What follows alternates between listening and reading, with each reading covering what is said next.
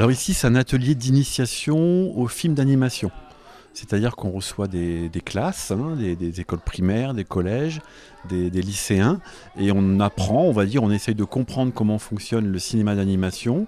On fait une petite discussion d'une demi-heure, hein, théorique, et puis très très vite, on leur propose de réaliser un petit film avec des objets. On va des tout petits, comme là aujourd'hui, ils ont 4 ans, c'est un centre de loisirs. Sinon, c'est des collégiens, des écoles primaires et des lycées également qui ont des options audiovisuelles. Même si je leur donne toute la semaine à chaque classe les mêmes objets, on va dire, c'est des petits jouets, hein, avec lesquels ils inventent une histoire, il n'y a jamais 2 histoires pareilles.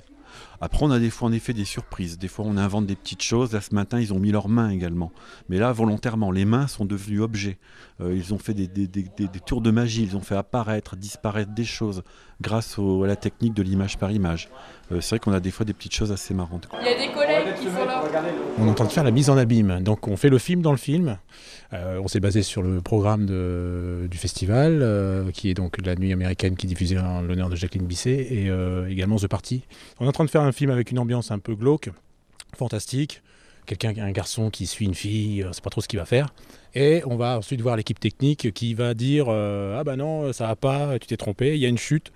Mais ils sont très très bien, ils sont très dedans, ils comprennent bien. Ce qui n'est pas toujours évident, mais ils comprennent bien, ils ont compris la logique et la cohérence que peut avoir les contraintes et la rigueur qu'il faut avoir quand on fait un film. Donc ils sont bien dedans. Ils vont voir l'étape du montage, ça va être encore donc, là, maintenant la post-production, donc ils vont apprendre un petit peu comment on assemble tout ça, ça va vachement les intéresser je pense. Et ils vont être étonnés parce que c'est toujours le côté magique qui revient à chaque fois, c'est eux, et en même temps c'est pas eux. Bah je prends le son. Et tu prends comment? Bah, avec la perche qui amplifie tout et j'entends tout vraiment très amplifié. 3 fois, 5 fois plus fort.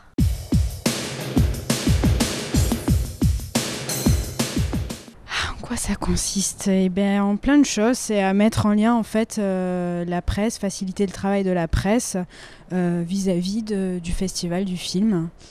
Le rôle d'un attaché de presse, c'est d'être avant tout un outil au service des équipes de films qui viennent présenter leurs films et qui s'attendent, et c'est logique, à ce que leur film soit le mieux exposé et le mieux mis en valeur possible lors de son passage dans le festival.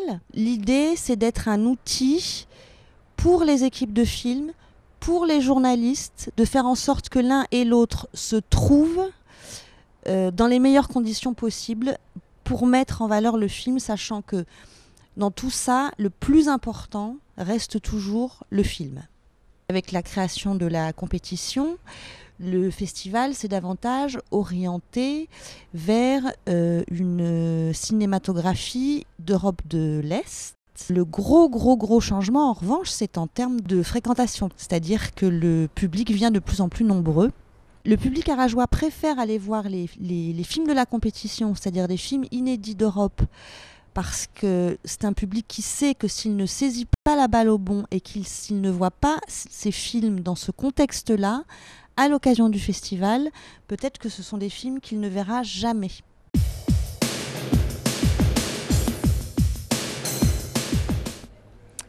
Donc je joue Lucia, qui travaille dans une parfumerie et qui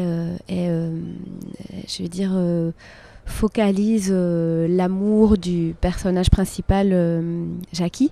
C'est-à-dire que Jackie, elle est l'amour d'enfance de Jackie, mais elle ne le sait pas. Elle ne sait pas que Jackie a toujours été amoureux d'elle. Sans doute elle a bien vu quand elle était enfant qu'il était un peu amoureux d'elle, qu'il avait un petit béguin, mais elle ne sait pas que depuis tout ce temps il est amoureux d'elle et que son cœur n'a jamais cessé de battre pour elle. On suit le parcours d'un homme qui à un moment va péter un câble, mais on suit son parcours intime aussi et ce drame intime qu'il vit depuis l'enfance. Il avait demandé qu'on fasse un essai coiffure, maquillage, costume. Et là, on avait eu le scénario. Et j'ai dit, là, je vais mettre la blinde, quoi. Je vais y aller. Je vais vraiment pas lésiner, quoi. Et j'avais mis... Elle travaille dans une parfumerie à Liège. Je vois un peu le genre de nana que c'est. Elles sont vraiment super bronzées, très maquillées, avec les cheveux vraiment bien, avec des boucles comme ça, beaucoup de bijoux comme ça. Enfin, c'est très clinquant, quoi. Je voyais vraiment le genre de fille que c'était. Et j'y étais, quoi, en me disant, bon, c'est cash, quoi, où ça passe, où ça casse. Et il a ouvert la porte et il a fait « Ah, c'est Lucia ». Je trouve ce scénario d'une grande sensibilité, tellement riche, tellement pluriel. On ne sait pas dans quel registre il joue, on ne sait pas si c'est un western rural, comme on nous a dit, si c'est un film noir, si c'est une tragédie. Il y a des aspects drôles. C'est très dense pour moi. Il y a des aspects plus sociaux. Pour moi, on ne sait pas le classer dans une catégorie. Et je suis très fière de ce film.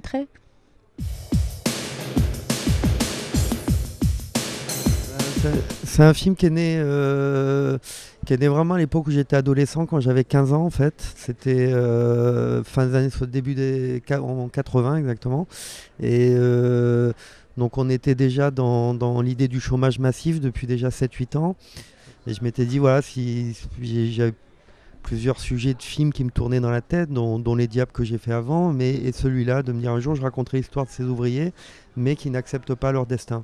Pendant toute l'écriture, en fait, il y a eu la crise, il y a eu justement ce changement du rapport entre le monde du travail et les directions, ou l'État, ou l'industrie, ou l'économie mondiale. Je pense que ça aurait été trop tôt de le raconter avant. Et d'ailleurs, quand j'ai commencé à l'écrire, je me rappelle la première version, quand je l'avais fait lire à des financiers, chaînes de télé à l'époque, ils m'avaient dit, quand même, tu vas un peu fort avec ton truc, des ouvriers qui se révoltent, qui font le machin, qui font chanter l'État, etc. Et 2 ans et demi après, on me disait plus du tout ça. On me disait, parce que tous les jours il y avait des prises d'otages, il y avait des révoltes très violentes, menacées de faire sauter les usines, de polluer des trucs entiers. Enfin bon, ces histoires on les a entendues en permanence. Et puis il y a eu toutes ces affaires d'État quand même qui s'enchaînent depuis maintenant plusieurs années. Et donc voilà, d'un coup le projet est devenu un peu représentatif d'une époque. Voilà. Moi, je sais pas, je me méfie beaucoup de. Je sais pas quel est le rôle du cinéma. Il est tout neuf. Déjà, c'est pas quand même c'est pas très vieux. On sait même pas où il va parce qu'on voit que les supports ça va tellement vite avec la VOD, Internet, les machins, les trucs. Est-ce que les gens vont encore se déplacer pour aller au cinéma? Enfin, on connaît ni le futur du cinéma ni réellement son rôle. Ce qui est sûr, c'est qu'en tout cas, c'est un vecteur médiatique grand. Pour moi, le cinéma, c'est un endroit où ça a été dit 1 milliard de fois et mieux que moi, mais c'est un endroit d'abord un échappatoire. C'est déjà un endroit où je m'en vais. Ça se ferme et je m'en vais à plusieurs. Parce qu'il y a du monde et parce qu'il y a ce grand écran et on est plusieurs.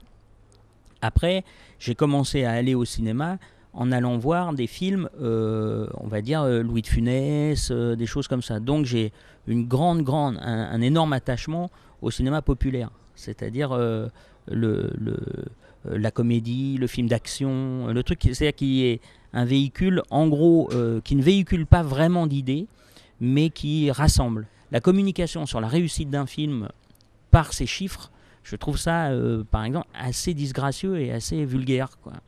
Et c'est dommage. Je pense que nous tous, voilà, on devrait être un petit peu plus en disant, il y a ça, voilà, il y a ça. Tu vas pas, tu as le choix. Le cinéma, c'est un choix. Aujourd'hui, il y a beaucoup de films qui sortent. Il y a une guerre, mais elle devrait rester intra-professionnelle. C'est-à-dire que finalement, pourquoi ça devient comme ça, comme une image publique, je trouve ça dommage.